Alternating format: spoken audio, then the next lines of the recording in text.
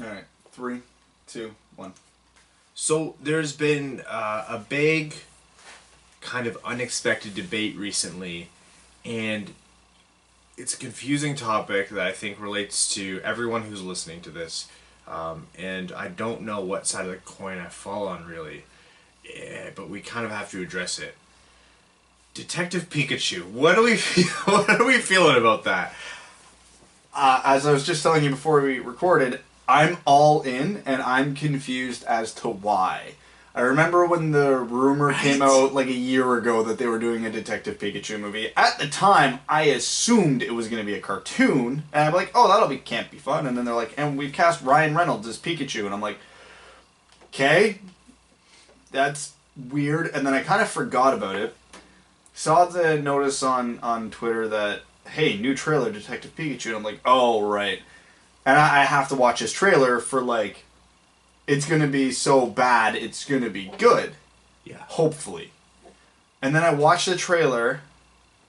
After I sat back, thought for a sec, and I just kind of thought, am I excited? I am. Why? And I'm still excited. It looks good. But it shouldn't. Nothing is particularly amazing about it, and I'm like, I'm not sure I'm ready for a gritty Pikachu. I mean, they were interrogating a Mr. Mime. I don't think this is going to be very gritty. Unless there is an actual appearance from Gritty, which would be such a good crossover. There was I read an article today on the origin stories of Gritty, like how they drew him up and everything. It was really interesting. We'll get to that after we finish dissecting this movie trailer, which is the most important thing we're going to talk today. And I'm kind of with you. I know I shouldn't. In my heart of hearts, I know this is bad, but I'm looking forward to it. I am too. I think it's just because it modernized. It looks like it adequately modernized something that I still romanticize from my childhood. We played Pokemon Red and Blue and Gold and Silver, and like no matter how good the modern Pokemon games are on like the Wii U and the Switch and everything, the Switch, we yearn for those old Pokemon games, and so all the more modern stuff is kind of, well, Pokemon Go I think was incredible, but it's hard for us to accept any iteration of Pokemon that's not what we grew up with, but this just feels. I think I still have some Pokemon cards in one of those binders behind you. Seriously? I think actually there's like an unfinished set in there somewhere. I was never big on Pokemon cards. I was Yu-Gi-Oh cards. That was my era when I was like 10 years old. I think I was big into Yu-Gi-Oh cards. Oh, and I have the best transition ever, and I'm calling it out, which is a nice lead-in to our guest today, Ken Reid, and his new book, Hockey Card Stories 2. Oh yeah, that is a good transition. We didn't even do that intentionally. Nope, we didn't. That worked. So yeah, we do have a guest today, and it is a friend of the podcast, Ken Reid of Sportsnet, who he's got a new book out. So I actually bumped into him at the Sport Card Expo on Sunday. So I'm like, wow, I can't believe I haven't had you on the podcast yet. So he's like, let's do it, and we had him on this episode, which you'll hear shortly. Which another little fun fact. So I know I've told the story on the podcast before that. The one time I was on Steve Dangle's podcast a few years ago is basically what started this podcast, because I did that episode. I'm like, that was fun. I want to do this more, so this podcast was born. On that episode, the other guest was Ken Reid. No way. Yep. Hey, he's our podcast Eskimo brother. Don't ask me how, but he just is. Ken Reid. Ken Reid, like Brad mentioned, you've probably seen him on Sportsnet Central. He's a co-host of, it's called Sportsnet Central, right? His show. It's just like the evening highlights. Yeah. So you've seen his face up there, and he'll tell you some fun stories about his face, legitimately, his book, and some other. He's just a cool guy to talk to. So Ken's one of my favorite people in the industry. We'll dive into that interview. Enjoy, and we'll be back right afterwards. And welcome back. We hope you enjoyed that interview with Ken Reid of Sportsnet. Like we mentioned, we are going to be giving away a copy of his book as we usually do, so look out for the Twitter post or the Twitter tweet of this episode. Retweet and follow the instructions, do a little dance, and win a copy of that book. We definitely, I know I say this about everyone, but Ken's cool. We should have him back. We should have him here to be on. I think he'd be fun. Or we should probably go there. Yeah, he might not. Yeah, more people go to Toronto than people from Toronto come to Kitchener. Odds are. Breslau. with your equipment strewn across the basement. Yep. You know, it's funny. I had our last episode up on my Apple TV because I saw I had a podcast app and I just was playing around with it. And I was listening to our own voices, which is I don't like doing. And I was listening. And I was like, "What's that noise?" Oh, that was when Mika was yelling down the vents, and that's when she was trying to open the door. That's fun. It used to be where we would hear the noise, but we're like, it doesn't make it on air. But she's evolved into a little terror. And she's just getting louder. She's just consuming more and more around her. I said to you after the last episode, we have to figure out how to lock that door. Because not only did she come down, both dogs came down. Yeah. Doors are no longer an issue for her, which has made my life infinitely harder. Yeah, you now have to lock the door when you're going to the washroom. There's no good answer here. It's either she comes in and it's just weird, or it's banging the whole time I'm in there. Man, having a kid sounds hard. Let's just jump into this. Other things that are hard. Suspensions. I know Ken was talking about it. Tom Wilson's suspension got reduced, was it from 21 games? 20 to 14. To 14 games by an independent third-party arbitrator. The same arbitrator that reduced the suspension for Austin Watson. Yeah. Seems like a fun guy. Yeah. You know, I can't tell you that I'm approaching this objectively. I'm kind of the more throw the book at the guy, especially to repeat offenders mindset.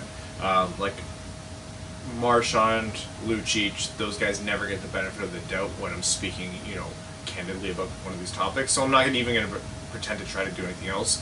I get the value of third-party arbitrators, and I'm not about to say there should be no appeals process, because that's just due process in any kind of reasonable, not even democratic, just reasonable arbitration process. It seems like, and I'm choosing this word carefully, it seems like he's just arbitrarily reducing these suspensions. He's not understanding the context to which they're being applied. I understand that in a lot of cases like this, and even in like actual NHL arbitration cases for contracts and stuff like that, precedence generally is all they look at. Okay, well, what did this guy get for X? What did this similar situation yield, so that they're not being unfairly harsh on one player? I don't know what this arbitrator would have looked at, because the only player in previous suspension that's even comparable to what Tom Wilson did, and Tom Wilson's history, was Raffi Torres, who got a longer suspension on his last one than Tom Wilson did on this. So I don't understand where the arbitrator would have been like, yeah, no, this totally deserves to be reduced because of X, Y, or Z. I just by 30%. I just do not understand where he would have got that from. It doesn't, yeah, I could almost understand more in the Austin Watson case, because he doesn't, the NHL's rules on domestic abuse and everything, like the policy is not quite clear. It leaves a lot to subjectivity, and they want to protect protect the union members, the NHLPA members, in any future cases, and that's a good place to apply precedent. If I can think of one player in the NHL who has just destroyed all benefit of any doubt and goodwill and second and third and fourth and fifth chances, it's Tom Wilson in the past 18 months. His history record in the past 6 months alone should have been enough, let alone his entire career. Yeah, because like I was mentioning earlier, if you're using precedents, I mean, outside of Raffi Torres, how many players have been suspended in such a short amount of time as Tom Wilson? There isn't any. So the arbitrator just wouldn't have looked at it, oh, that's not fair, we're going to give him 14. Well, come on, and this whole process is flawed. How do you go through two arbitration cases? Obviously, Bettman's going to side with the NHL, so you knew he wasn't going to reduce it, but then it's like, okay, no, now we're going to do another arbitration case, an independent one, so there's not going to be any consistency. Every time a player gets any significant suspension, you're going to go through this double appeal process, which is just redundant. So they either need to chop off the independent arbitrator, or they need to chop off Bettman. Obviously, logic would dictate you chop Bettman out of the process, because that just feels redundant. The league issues the league, the NHL Department of Player Safety, who reports to Bettman.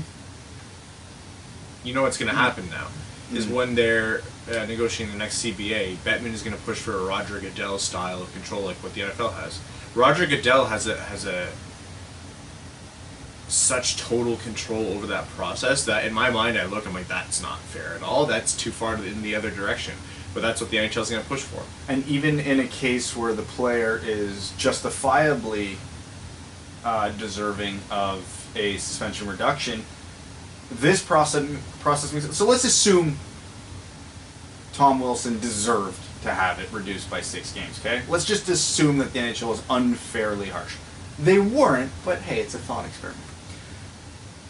It got reduced to 14 games after he had already missed 16. I understand he's compensated for the 2 games that he missed, so he'll get his money there. But still, it took 16 games worth of time on a now 14-game suspension. That's just poor planning and a poor process. Because this is one of the first true cases where we've seen the whole history has to be, like his previous suspension history has to be applied, and they actually did throw that book at him. They didn't just, chicken out and give him a 2 or 3 game thing. And so they did the right thing in my mind by giving him 20 games. This is the first time they've done this dance, and their rules are not firmed up enough in the CBA, in the NHL rulebook. There's not enough procedure or process in there. I guarantee you that this will all be a main sticking point, especially for the league, to control this in the future. They're gonna push some rules forward, maybe not to take absolute control, but to avoid a lot of the holdups that we had with this process. If I'm a player in the NHL right now, I'm pissed at Tom Wilson because he might have just screwed me twice. Because, like you just said, the NHL can't be happy with this. So they're going to try and amend this in the next CBA, and man, the CBA's got enough problems and they're going to have enough sticking points. You don't need another one. And B, if you were running the Department of Player Safety right now, seeing all these suspensions getting reduced, what are you going to do on the next guy that really deserves it? I'm going to go even bigger. No, they're going to go 30 games for the next 20 game. I'll give him 30 and then hope it gets reduced to 20, which was the number I would have given him initially. Mm-hmm. So that's going to start happening. So now the players are getting screwed on that because they probably will be unfairly punished, knowing that it's going to get reduced. And if they go through a different arbitrator and he's not as lenient as this guy, oh man, some players might get really screwed. So, yeah, Tom Wilson just with 18 months of stupidity, screwed his association for the next couple decades, potentially. And you're right that this CBA has enough sticking points, and it's unfortunate that this one has become prominent as well. I'm going to say an unpopular thing that I think the NHL is right to bring this one up as a pain point, because the way the NHLPA has operated with these is, I can see why they were forced down that path. I disagree with a lot of it, but it's just been questionable, volatile, and inconsistent, and in my mind isn't in the best interest of player safety, purely for the fact that Tom Wilson hurts people and they're trying to keep him on the ice. And it's plain and simple. I don't think the NHL is going to make this a massive hill to die in the CBA, because from a monetary standpoint, this doesn't really affect the NHL in any capacity, so they don't really care, other than it's a bunch of wasted time for them. Obviously, this is going to be a much bigger sticking point for the Players Association because, hey, it's the player's salary and it's the players getting hurt. So what I would bet on happening in the next one is there'll probably be some sort of collaboration where they take Bettman out of the arbitration process, but he might step into the actual decision-making process with the Department of Player Safety, where he might get an input on the number of games a guy's initially suspended. And then if it does go to appeal, it'll just go straight to an independent arbitrator, so it kind of streamlines the process a bit more. And like I said, they will just do exactly what I said. Okay, fine, we're gonna take the first appeal out. It's fine, we'll go straight to independent. Bettman chimes in with the Department of Player Safety, and like I said, every suspension is probably going to go up 20, 30, 40% what it would have originally been. Which is just such an inherently flawed process. It is. Especially because...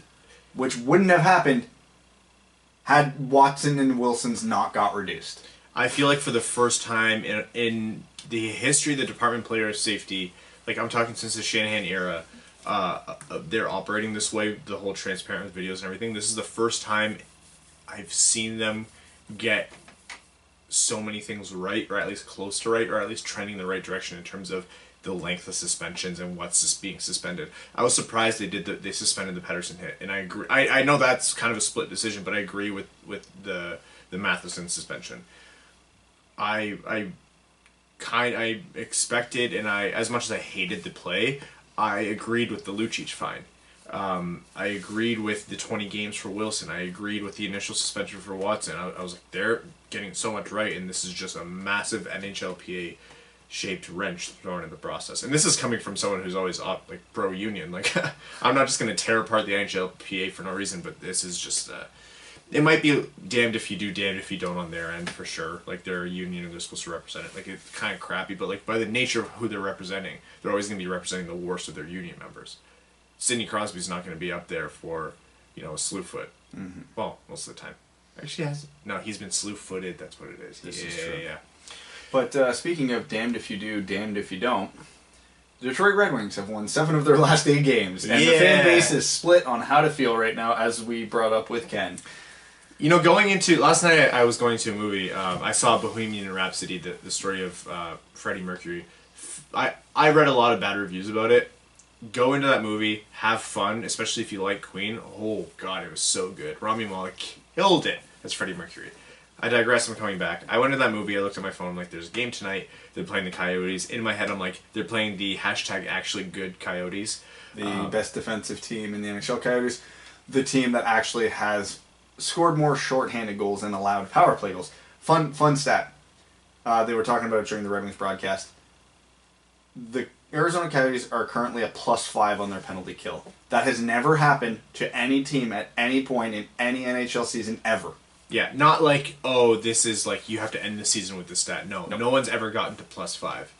Yeah, that's nuts. That is insane. And we're like 20% of the way into the season now, almost. Like, that's insane. We're in statistical significance in terms of. So I saw that game. I'm like, this is where this little streak ends. And I come out of the game and I see 3 notifications within the past however long on my phone, and it's goals 4, 5, and 6 for Detroit. And I was like, what? I was like, okay, was it a bunch of just a bunch of advocator? No, it was a bunch of Cholowski goal, a Mantha goal. Was there a Rasmussen goal in there? There was a Rasmussen from his goal. Knees. From his knees in the blue paint. That was. This is when we tell you enjoy the good stuff as it comes. This is the good stuff to enjoy on an otherwise not so successful team. What a fun streak. Arby's, we owe it all to you. Okay, so here's what I'm going to tell the fan base, because I admit I'm kind of one of the people in this. I don't know if I should be happy right now, and I think I am happy, and here's why. There's 2 ways this season's gonna go from this point on. A, like Ken said and is probably right about, the Detroit Red Wings started abnormally slow. Right now they're abnormally hot. Everything's gonna regress to normal, and they're probably gonna finish as a bottom 5 team. Because again, even on this hot streak, they're only 500. As I mentioned last episode, this isn't far off where I would have guessed they would be at this point in the season. Just how they got there would have been dramatically different. But, so if they regress, that's great. We're getting Hughes, we're getting Kakko, we're getting a top 5 pick, yada yada yada, whoever. Or, this isn't an aberration. The Red Wings are not as bad as their first 10 games indicated. It just took a while to get their legs under them. And they are actually good. And they might make a run for a playoff spot this year. Now, there's a positive to take from this. Yeah, the draft pick hurts, but who's been dragging the Wings through these 7 wins? Well, Zetterberg's not there anymore. It's not him. The veteran defensemen haven't been particularly outstanding. In fact, some of them have been downright bad. The Abdelkaders and the Glendennings and the Helms of the world haven't been horrible, but they're not the ones driving it. It's the Larkins, the Athanasius, the Manthas, the Bertuzzis, the Cholowskis, the Rasmussens, who have been driving these wins. Cholowski, Athanasiou, and Larkin specifically. If the Red Wings challenge for a playoff spot this year, it's on the backs of these guys. And if the Red Wings are able to challenge for a playoff spot on the backs of these guys, maybe we're not giving them enough credit for as good as they are. Maybe we don't need a Jack Hughes for this team to be good because we're selling these guys short. Again, of the scenarios, this isn't the one I'm betting on, but maybe. If these guys, with the supporting cast they have around them, can make a run at a playoff spot, they need infinitely more credit than we're giving to them. Or, like I said, this is just a bit of a hot streak. They are really good, but not as amazing as that would indicate. So really, to me, the only bad scenario this year is the Red Wings keep winning solely because Jimmy Howard's playing out of his damned mind and stealing 4 out of every 5 games. Which, again, is not in all likely sustainable, short of Jimmy winning the Vezina. Which he might actually should be in the conversation for, maybe at this point. Could be, yeah. He's putting up close to a 920. It's not going to happen because this team is going to drag down his numbers no matter what. But this is kind of this is just a microcosm of Jimmy Howard as a goalie. Everything that he's faced. Like when the team was really good and underperforming, he had to drag them in. When the team was really bad and not performing really well, he dragged them in. When the team is tanking, he's somehow putting up a 920 facing 80 more quality shots a game. Not actually, but still. Yeah, the underlying numbers on the Red Wings right now aren't great. So, again, I think the first scenario, and like Ken said earlier, is the most likely. I think we're going to see some regression at some point. And that's fine. And even if the Red Wings don't finish dead last, but they finish, let's say, exactly where they did last year, again, that's not the worst thing in this world because this group of kids needs hot streaks like this throughout the season to know that they can win in the NHL. Last year, the Red Wings finished maybe a little higher than they should have, but man, Henrik Zetterberg had a lot to do with that. That's the best take you've ever had on this show. So there's no bad scenario here. It's either the young group's better than we thought, or we're going to regress to the means and get a huge pick. If they're winning, enjoy it. There's no reason to panic one way or the other. If this team continues overperforming for the rest of the year and they put themselves out of a good lottery pick and they end up 2 spots out of the playoffs, congratulations. That means somehow this team accelerated through a rebuild and is now 2 to 3 years ahead of where we thought they would be, and we're not so far away. That means Cholowski in all likelihood is a top pairing defenseman. That means in all likelihood Rasmussen and Mantha are scoring the way they should be scoring. That means in all likelihood Larkin could be that true number 1 center on a good team. Again, like Brad said, not where we'd put our money, but there really is no bad outcome here. There is none at all. Unless, like I said, the team just tanks from a performance standpoint and Jimmy Howard just literally has a business season. That's probably the worst case scenario. But again, when was the last time Jimmy played a full season? So the one thing that I think would be the best way forward, if this team keeps winning, and Ken Holland does the smart thing and goes, yes, we're winning, but this isn't necessarily what we need right now, trade Nyquist. Trade Jensen.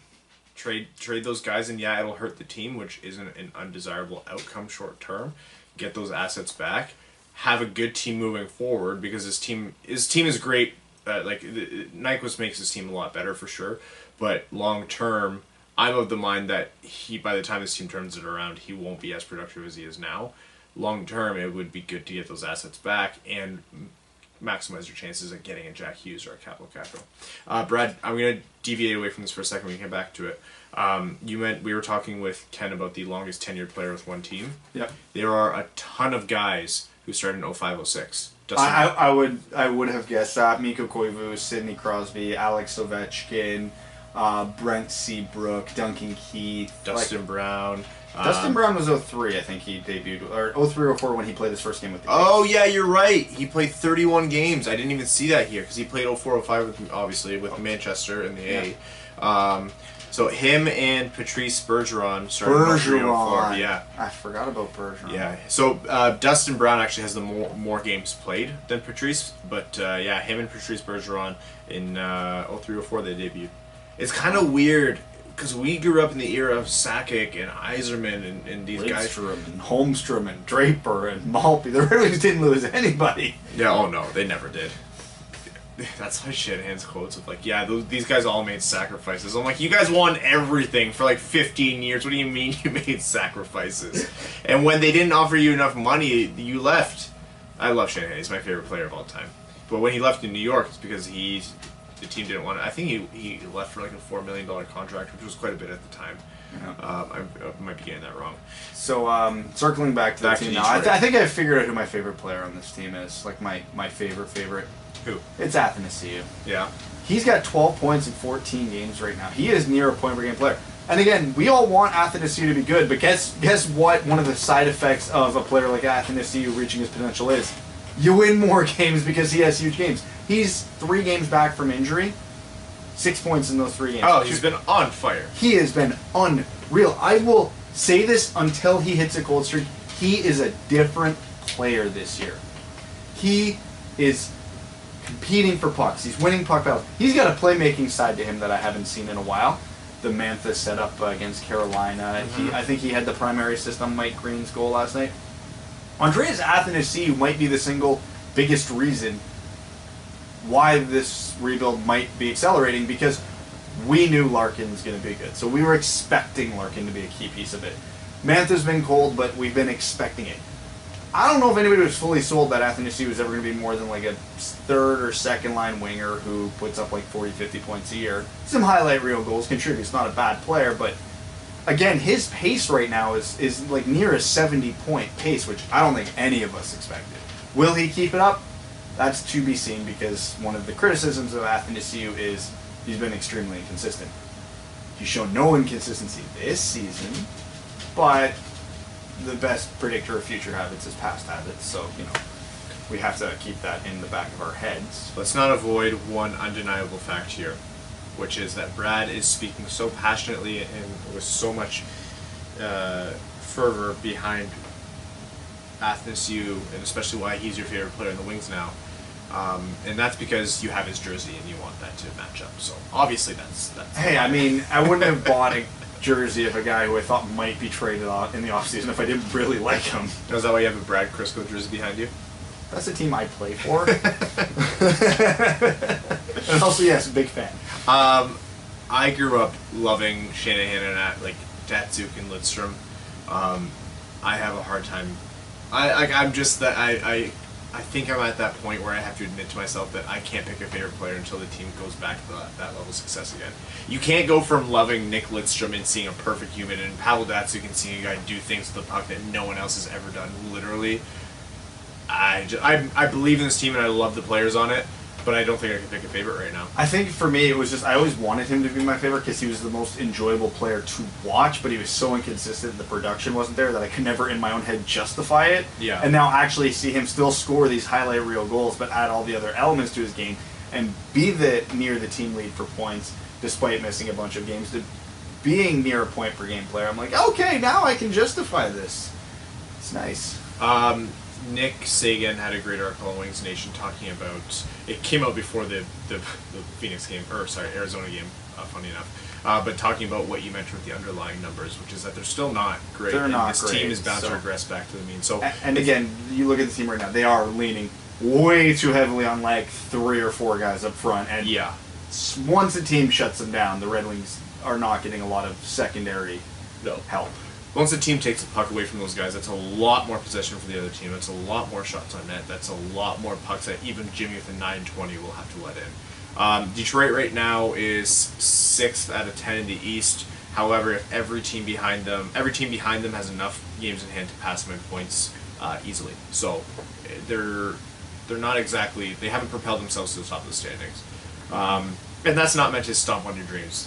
It takes away nothing from the fact that since Prashant had tweeted that Arby's tweet, I think the Red Wings have gotten fries every game. Every single game.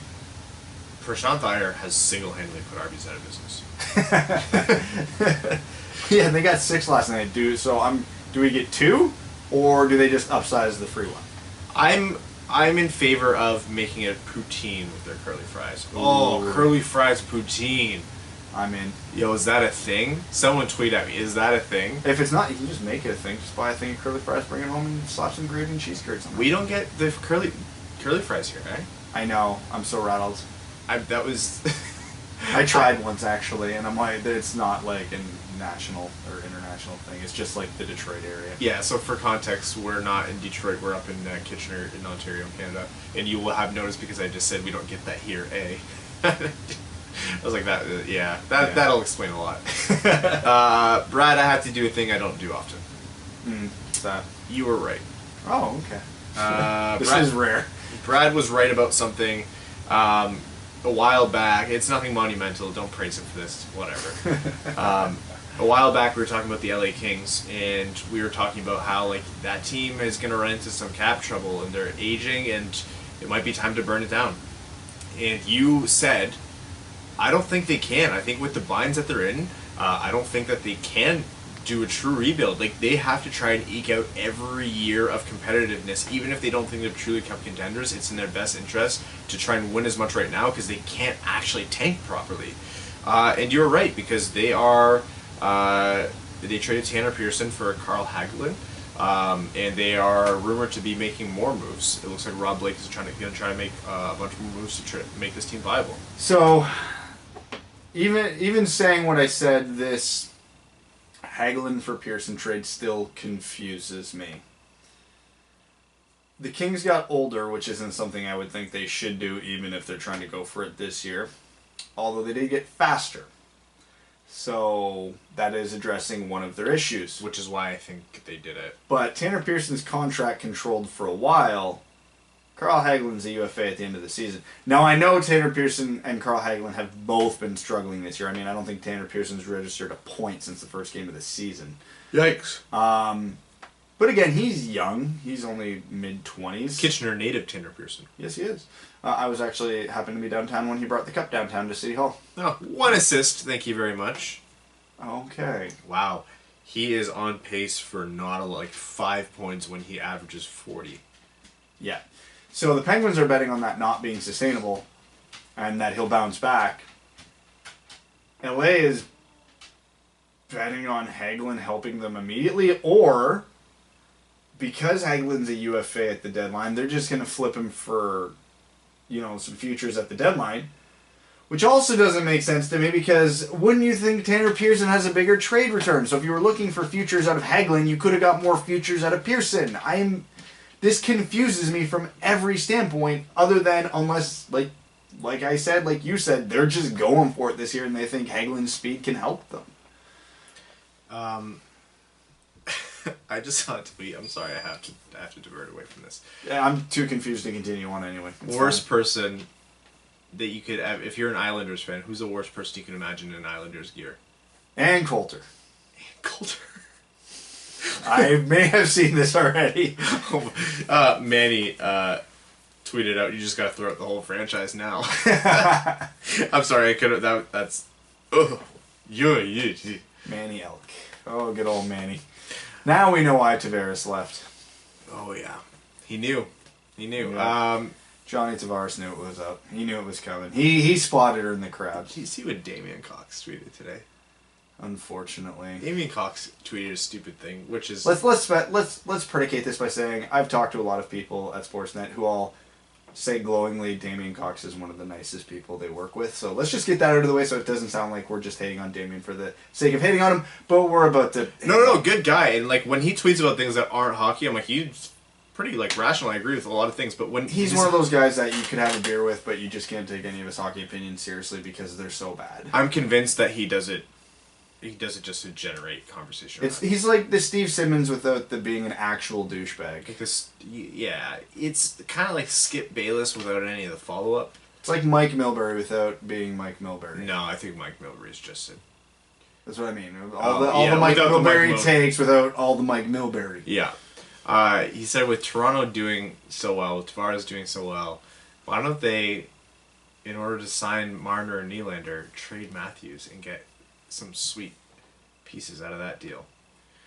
Because here's the thing, you don't trade one of the 5 best players on the planet. And someone who's probably going to be the 2nd best player on the planet for most of his career. Yeah. You just don't. You want to know who would want that player?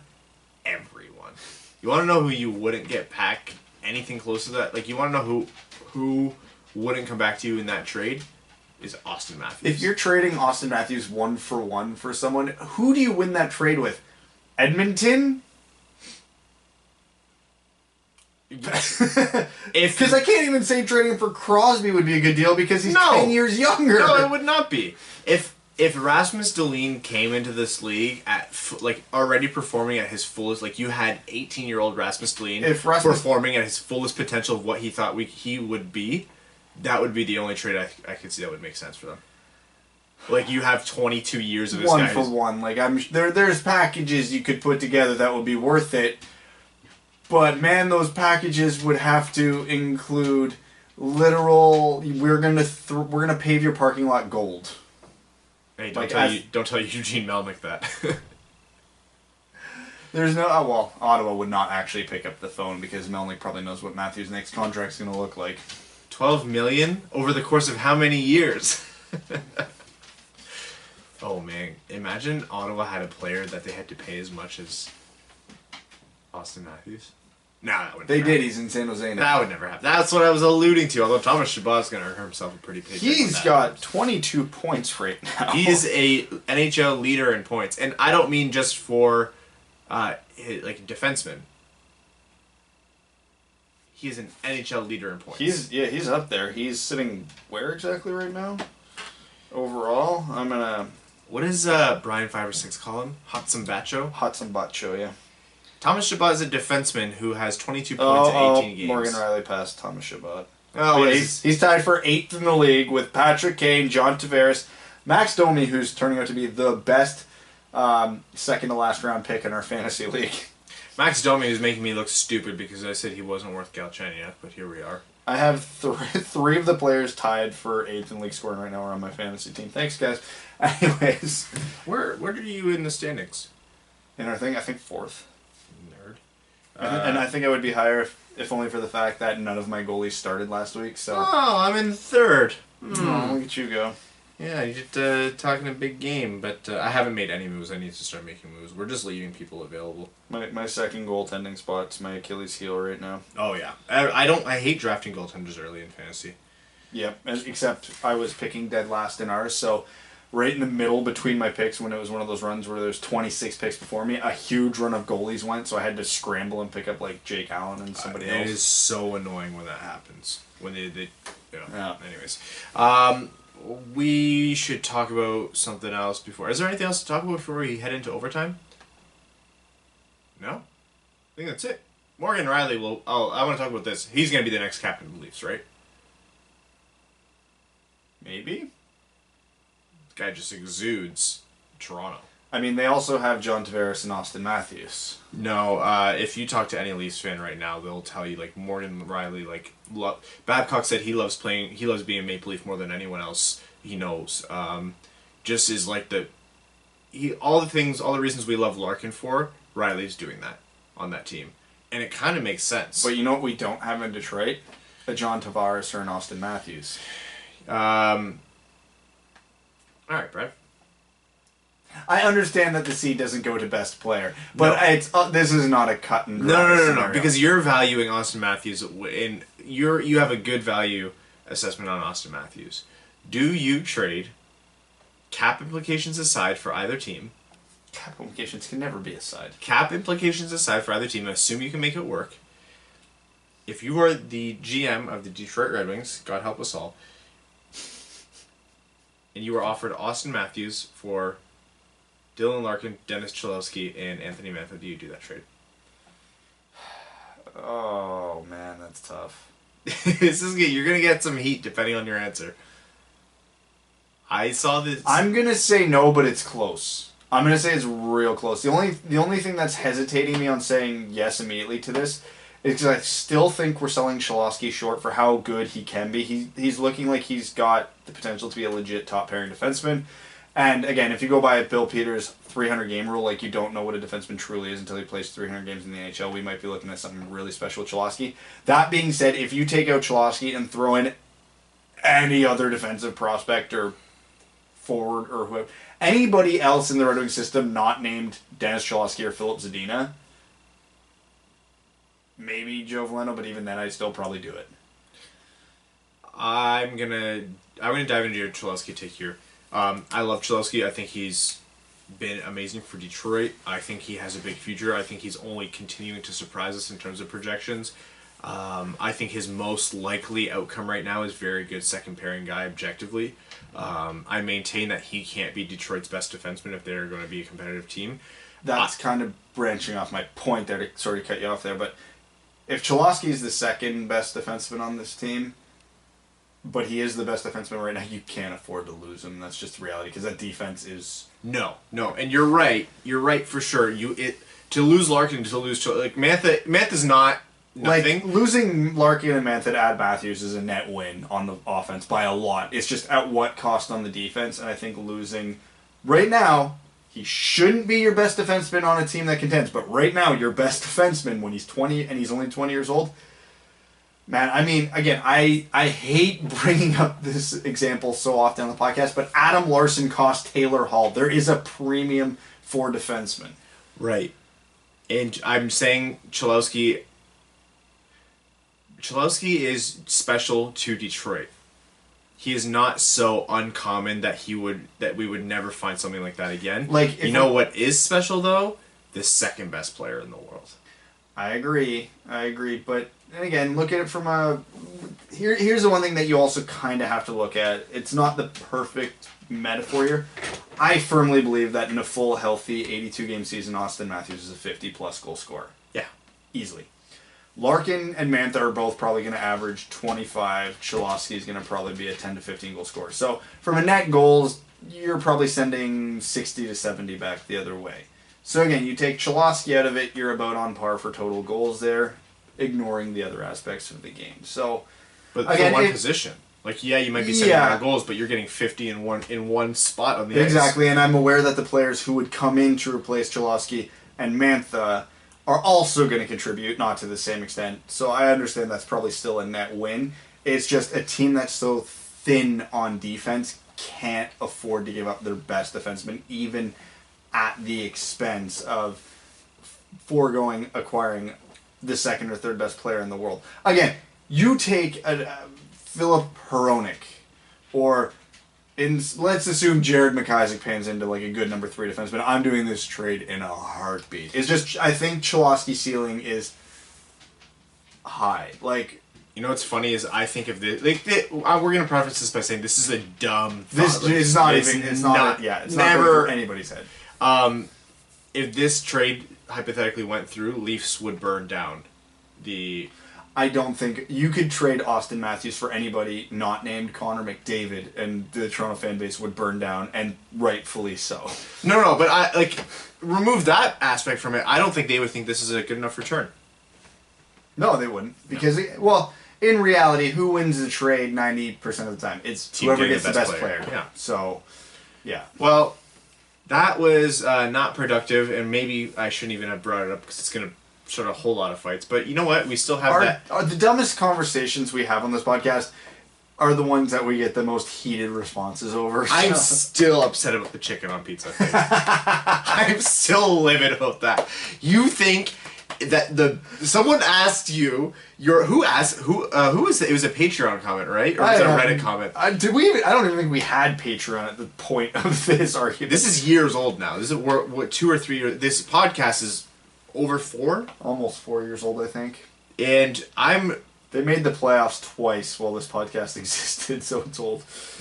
I can't fathom how you said one kind of pizza for the rest of your life. You can never have any other kind of pizza anytime you want to have it. And you named a damn flatbread. You get chicken with white sauce. It wasn't with white sauce. I hate white sauce.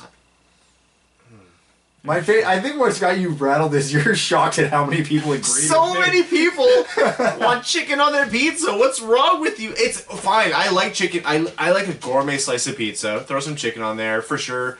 Not every slice, but your staple pizza. Didn't you pick pepperoni? Pepperoni! And I get it. Treat yourself, son! If I'm having one consistent... another thing I do is I have them rub garlic rub, or like garlic salts with on the crust. There's never a bad time for garlic. There's never a bad time for garlic. That's a take I agree with. Mel and I have been meal prepping a lot lately. And you know what makes garlic pizza better? If you put a bit of chicken on top. And anytime we do garlic, she's like measuring out the right amount of garlic. Like, get in there!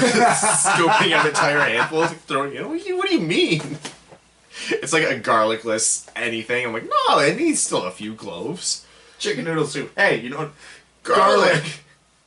That whole... I can't get into the whole chicken thing. Let's go into Patreon. I know we threw this question at the patrons a little bit. I was just going to say before we move on, there is people listening right now who haven't been listening to the podcast for more than like 4 or 5 months who are like thoroughly Okay. Now. For context, someone asked us if you could have one kind of pizza for the rest of your life.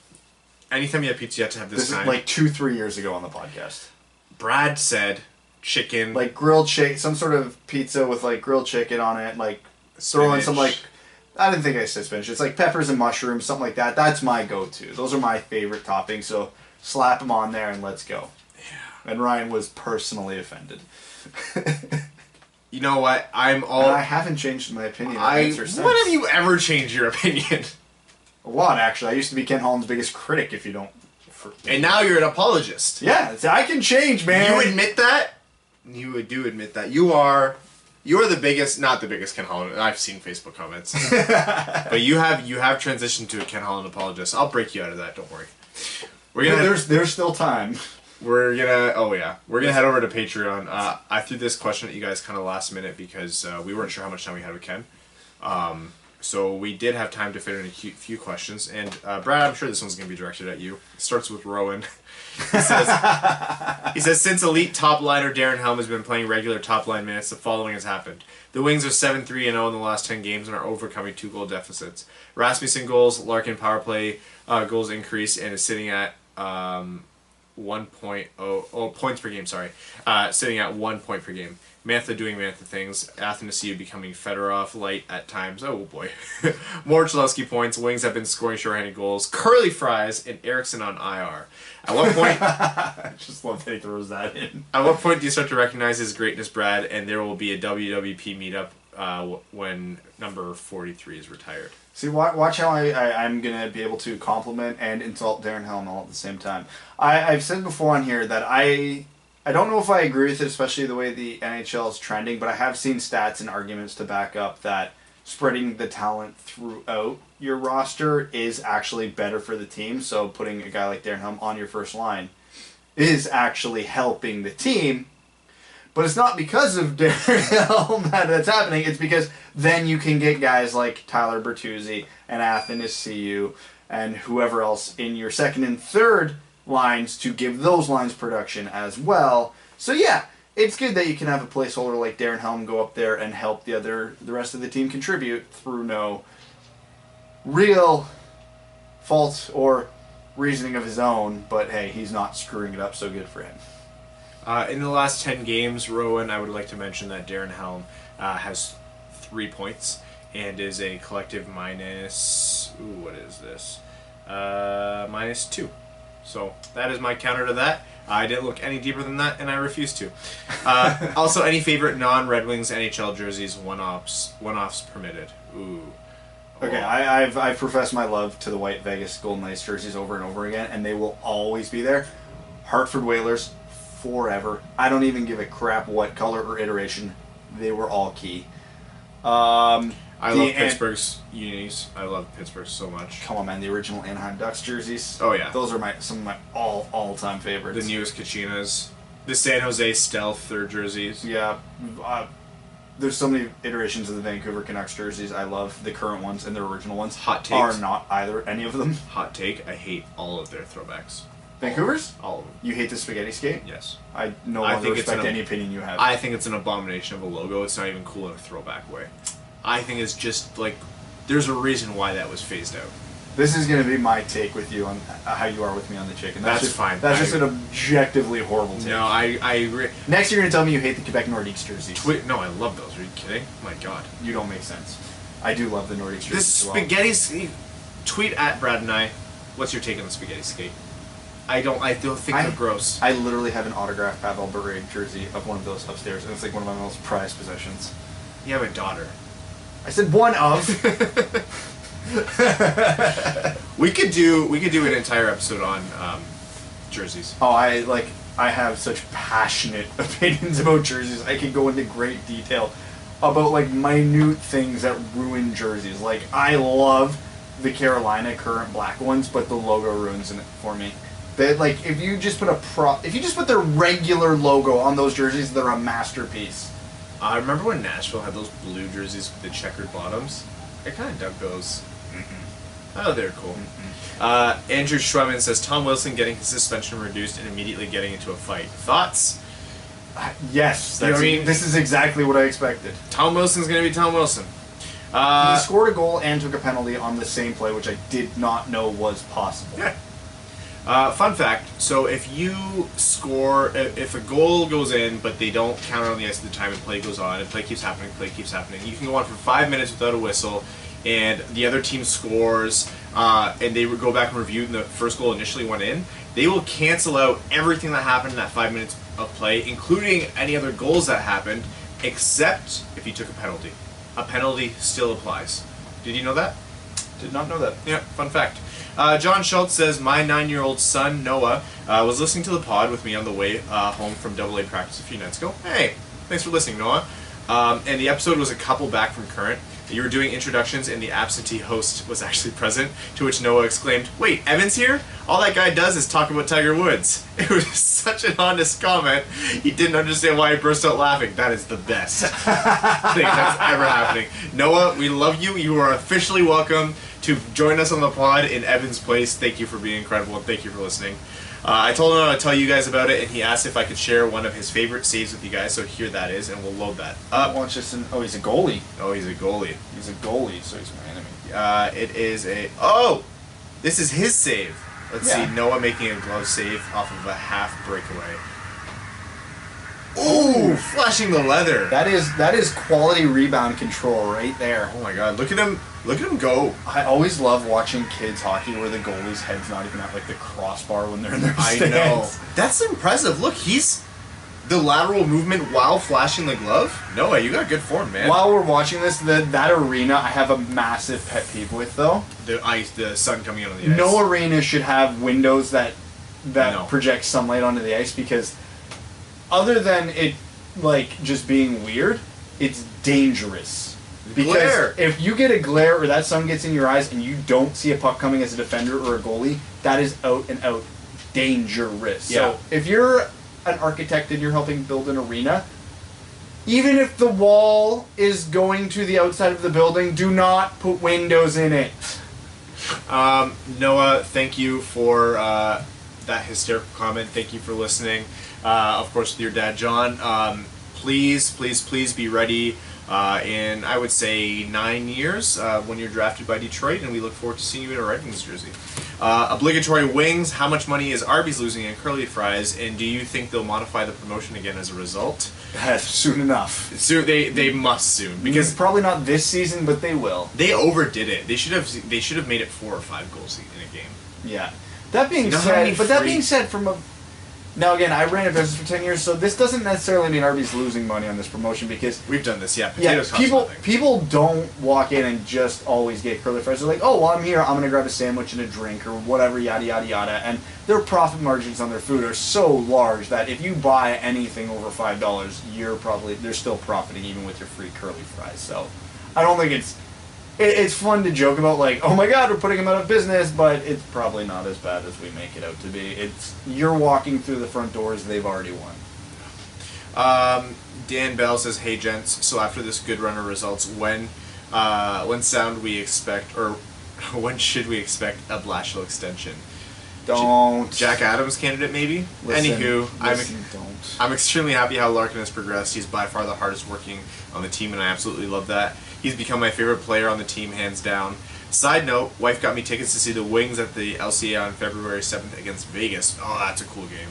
That's a fun game. So looking forward to that. Also, I think it's fantastic how most of the time in overtime is spent talking about non-hockey stuff. It's great. I'm sure the interview will be great today until the weekend. Cheers. Oh, I'm glad you guys like non-hockey stuff. I'm glad you like it because we weren't going to stop. So. Yeah, it's what keeps us sane. Believe it or not, there is a limit to the hockey content available in this world, despite how much we make it work in the off season. We've gotten better. I think that's a true measure of how much better this podcast has gotten, because we've gotten way better at getting through. The off-season content used to be painful. Oh yeah, it used to be hard. I know, again, we kind of limited you guys how many comments you could put in for overtime, because the interviews, we just didn't know how long it was going to run. I hope we can make it up to you with next week's interview. Oh man, I am, with all due respect to every guest we've had on the podcast thus far, I have never been more excited for an interview than next week's. I'm going to spend the whole day prepping infinity questions that I will not have time to ask. Yep, we'll be. We're gonna hold off on the details until everything's confirmed, rock solid. But we're looking forward to it. Once we get confirmation, we may announce it beforehand, just because, like I said, we are really excited about this one, and we don't ever like announcing an interview before it's confirmed. Yeah, we have a day. We don't have a time yet, so once we get the day and time hammered out and it's confirmed, we'll let you guys know. And depending on how much time he allots us, we may or may not allow Patreons to throw in questions, but obviously if it's anything less than an hour, there probably will not be time for that, so yeah, fair. Yeah. We will try, but we are promising nothing. And with that, we're going to wrap up this midweek episode. We'd like to thank everyone for listening.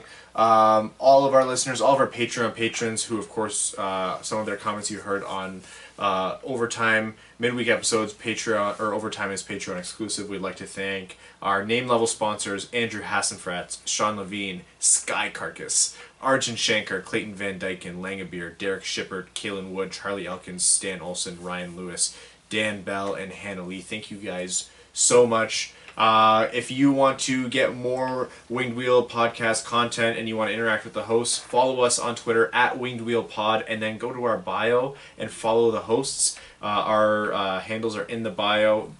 We love interacting with people on Twitter. Give us a follow and we'll make sure we'd love chatting with you there. iTunes, if you listen on iTunes, subscribe, leave a rating. That's huge for us. Hashtag do the thing on Spotify for the Winged Wheel Pod. We're on Spotify as well. Subscribe however you get your podcast. Enjoy the win streak while it's lasting. Go get your curly fries. Someone make a poutine out of it, and please show me the results.